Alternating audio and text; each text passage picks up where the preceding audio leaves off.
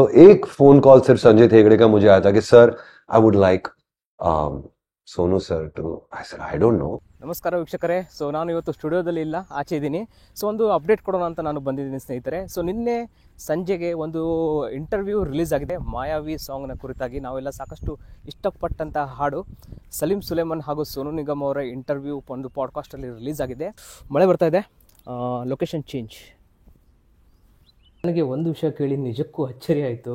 ನಾನು ಟೈಟ್ಲಲ್ಲಿ ಹಾಕಿದಾಗೆ ಸೋನು ನಿಗಮ್ ಅವರು ಈ ಹಾಡನ್ನು ಮನಸ್ಸಿಂದ ಹಾಡಿಲ್ಲ ಅಂತೆ. ಅಂದರೆ ಆ ಶೂಟಿಂಗ್ನ ವೇಳೆ ಆ ದಿವಸ ಅವರ ಸ್ಟೇಟ್ ಆಫ್ ಮೈಂಡ್ ಅಷ್ಟು ಚೆನ್ನಾಗಿಲ್ಲಾಗಿತ್ತಂತೆ, ಅವರು ರೆಡಿ ಇಲ್ಲಾಗಿತ್ತಂತೆ ಆ ಸಾಂಗ್ನ ಹಾಡೋಕ್ಕೆ.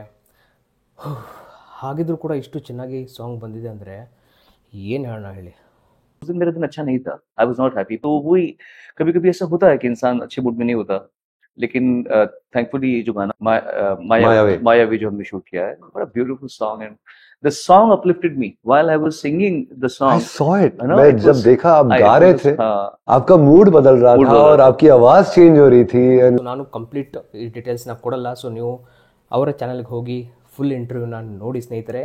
ಸೊ ಅವರು ರಿಲೀಸ್ ಮಾಡಿರೋದು ಸಲೀಂ ಸುಲೇಮನ್ ಪಾಡ್ಕಾಸ್ಟ್ ಅನ್ನುವ ಯೂಟ್ಯೂಬ್ ಚಾನಲಲ್ಲಿ. ಅದರ ಲಿಂಕ್ ಕೂಡ ನಾನು ನಮ್ಮ ಡಿಸ್ಕ್ರಿಪ್ಷನಲ್ಲಿ ಹಾಕಿರ್ತೀನಿ. ಹಾಗೆ ನಮ್ಮ ಚಾನಲ್ನ ಯಾರು ಸಬ್ಸ್ಕ್ರೈಬ್ ಮಾಡಿಲ್ವೋ ಸಬ್ಸ್ಕ್ರೈಬ್ ಮಾಡಿ. ಆ್ಯಂಡ್ ಮಾಯಾವಿಯ ಕುರಿತಾಗಿ, ನಮ್ಮೆಲ್ಲರ ಭಾವನೆಗೆ ಕುರಿತಾಗಿ, ಭಾವ ಸಮುದ್ರದಲ್ಲಿ ಒಂದು ನೆಕ್ಸ್ಟ್ ಅದ್ಭುತವಾದ ಕಂಟೆಂಟ್ ಮಾಡ್ತಾ ಇದ್ದೀನಿ ಸ್ನೇಹಿತರೆ.